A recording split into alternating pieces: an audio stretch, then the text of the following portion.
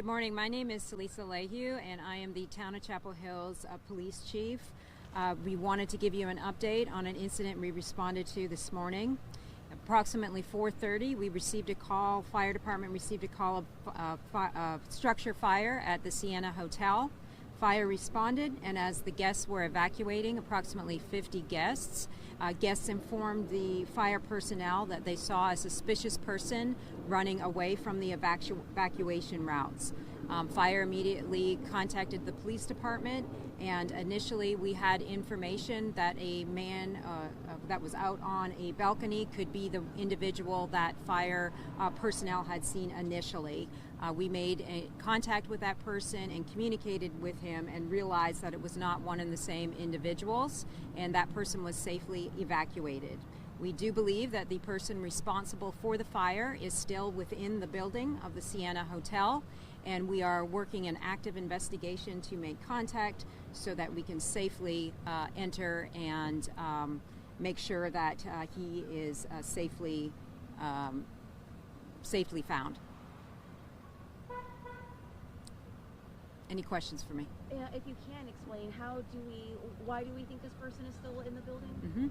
It's an active investigation, but the information that we have, both from interviews and video surveillance and such, do indicate that the person is still in the building. What happens from here? What are the next steps to maybe figuring out where in the building it could be? Well, all of the guests have been evacuated, so we will continue to use our resources to determine whether that person is in fact in the building and then make the appropriate response to safely get them out. And you all are investigating this fire as an arson then? At this moment, it is under investigation as such. So there was a man that was on the balcony, and then there's another person that is still in the hotel. Do you know if these two people are connected? We do not know that as of this time. Do we have any ideas of where this fire may have started in the building? We are still looking into that. And what about the condition of the man that was on the balcony? Everybody has been safely evacuated, all guests, including that gentleman. Okay, so no injuries for him? No injuries. Can you guys speak to this?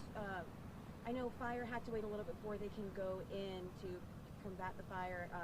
I don't know if that has any impact in how the fire investigation, does that delay do anything as far as? Our fire investigator and our criminal investigators work side by side, so they are investigating now. And for the time being, we do have the street closure on Franklin Street between Elliott and Estes, so we would ask our community to use an alternate route and allow us to continue our work in this area. Did that call come in from hotel staff or guests? Was that just fire alarm? Do we know how that was? Stacy, do we know? I believe it was received as a fire alarm. The alarm system did what it was supposed to and alerted. Any sprinklers go off or just the alarms? I believe sprinklers were also activated. I do not know how many at this time. So was the fire extinguished before you realized that there could be someone on the loose and you backed out? Can you describe how it was for you guys responding to the fire? Our personnel did make entry. Our personnel did make entry and began to assure that evacuation was in progress. It was going on as they arrived, and then they proceeded to attack the fire. And as far as we knew, the bulk of the fire was knocked down before we were forced to pull out because of the situation.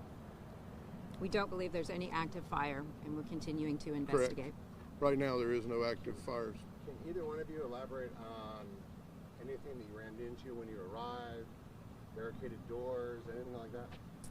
Yeah, at this time, we met the initial individuals that had some information for us, and so we continue to investigate what occurred before we arrived.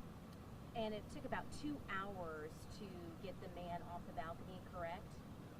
I don't have the exact time. We were working with the fire department to make sure that we could safely evacuate him. So what did that process look like? He just was not willing to come down? Did he have to be removed? He did not have to be removed. We did need to coordinate him getting safely out. We did not feel it was safe for him to go back into the room or through the hotel. So it took some coordination. Also, I'm sure this person was awoken from sleep. So, there's confusion and initial contact. So it did take a few minutes to understand what his intent was and to safely evacuate him. speak at all to the evacuation of the hotel? Did guests start evacuating themselves, or? They did, yes.